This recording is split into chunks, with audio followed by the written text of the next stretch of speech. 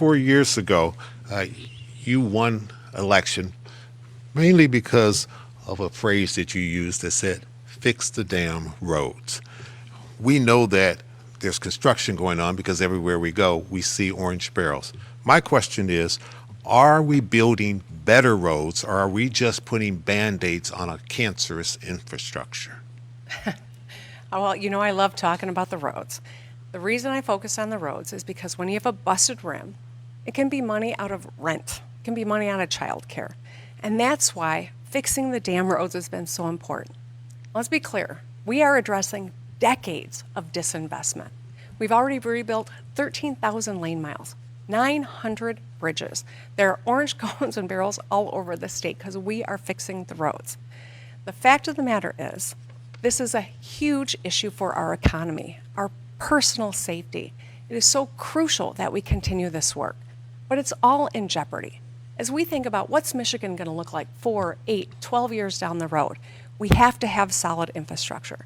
But with plans to cut $12 billion out of the general fund and no plan to replace it, that will set us back in terms of rebuilding infrastructure back to decades of disinvestment.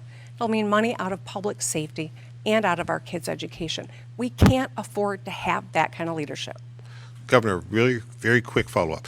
Yes or no? Are we using better materials? We are. We're using the right mix and materials. And as you can see, when you're driving by, we're taking the roads all the way down to gravel and rebuilding them. They're built to last. It's not just papering over like, unfortunately, has been done for years in the state prior to me taking office. All right. Mrs. Dixon, if elected the next governor of this state, will you continue what we see going on with the construction of our roads, or will you change the process in any way, shape, or form? We will work to make sure that there actually is a plan for the roads. She stood on the debate stage 4 years ago and said she had a plan, but let's remember, there was no plan. The plan was to raise the gas tax by 45 cents a gallon, and you would be paying $5 a gallon for gas right now. That obviously didn't work. And then when she was given road funding by the legislature because she didn't get her gas tax increase, she vetoed it.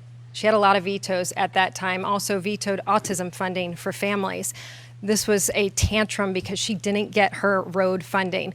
We want to make sure that it is a priority. And think about this. If it were a priority back then when she stood on this debate stage, in the 4 years that the budget increased by nearly $20 billion, you would have thought that she would be able to find road funding in that time to actually fix the roads instead of just throwing a bunch of orange barrels out before the next election. Governor, your rebuttal. So listen, I'm not even going to respond to all of that. I'm going to tell you this. We are going to continue to fix the damn roads, rebuilding this state. What's up next is Miller Road Bridge. What's up next is Mound Road, 696, 275. These are important arteries in this part of the state that you will see work being done. We need to continue this. It doesn't end. Unfortunately, we have to continue to rebuild infrastructure, but we're making headway and we got to put our foot on the gas. Ms. Dixon. People are wondering when the road from their house to work will be fixed. When will that be a priority? Because it's absolutely true that a broken rim is devastating. I know because I had one this year. In fact, I've had 5 flat tires on these roads. They are a total disaster. And they're costing the people of Michigan $5,000 a year in road repairs. So if this is how she fixes the roads, well, I guess we can look back at her other promises too. What were they? Transparency, clean water, fixing the roads? Failures. Yeah. All right, in this same infrastructure vein, starting with you, Mrs. Dixon, I'm curious, how will you improve internet infrastructure and access, especially up in the UP? I hope to hear a concrete plan. Yeah, it's critical for us to work with our private sector to expand these projects across the state of Michigan. And in fact, once we do that, we will see the economic development that we so desperately need. Right now, not only are our children suffering because we don't have broadband, especially during a time when they were kept at home for online learning, which is why so many of our kids are so far behind, but even our farmers are suffering because they don't have access to broadband. So I will partner with our broadband companies and talk to them about how they can expand. In fact, one of the great things about the tunnel that will be built for Line 5 is that we can also run broadband access through that tunnel and make sure that we can expand our access into the Upper Peninsula. And I will make sure to take advantage of that tunnel that will be gifted to the state of Michigan. Governor?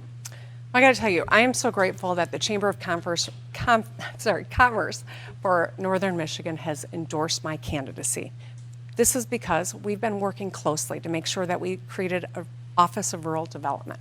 We created an office specifically about increasing broadband access. 23,000 homes have already been added online. Now, what we can't afford is someone who's going to take political pot shots instead of roll up their sleeves and solve problems. When the Infrastructure and Jobs Act passed, Mrs. Dixon called it fake. She snubbed her nose at it because she doesn't like the guy in the White House. We need a governor who's not going to score political points, but roll up their sleeves and get things done. $10 billion is coming into Michigan. We are going to deploy those resources to make sure that we get everyone connected. We're making progress and there's more good work to do, but we got to continue the work and not play political games. I will fight for every dime to come into the state of Michigan so I can make your life better. Mrs. Dixon? You should be careful of where all of your dimes go if Gretchen Whitmer is in charge, because she just offered $715 million of your taxpayer dollars to a Chinese corporation to come to the state of Michigan. So she can tell you all she wants that she is improving economic development and keeping automotive jobs here. But we're hearing that battery plants are going outside of Michigan unless they're owned by the Chinese and have strong ties to the Chinese Communist Party. Your taxpayer dollars are not safe with Gretchen Whitmer. Governor? There was a lot to take in on that one. I'll say this. We are making historic progress when it comes to economic development. Whether it's Goshen that is changing Big Rapids and building long-range batteries, or Our Next Energy, or Magna that we announced today. Mrs. Dixon has worked against economic development incentives that I worked in a bipartisan way to get done. If she was governor, none of those projects would be happening.